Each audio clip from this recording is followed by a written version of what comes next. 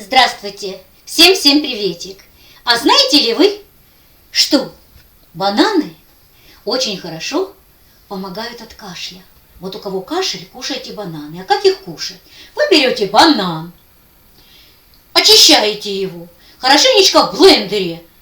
Взяли, разбили его в блендере. Ну, у кого нет блендера, там на мясорубке, или же там взяли вилочку, и вилочкой так хорошенечко вилочкой размельчили этот банан. Затем вы берете стаканчик туда, наливаете 1 чайную ложечку или пол чайной ложечки меда, хорошенечко перемешали, и туда кипяточек, водичку. И как чай пьете, пейте каждый день так.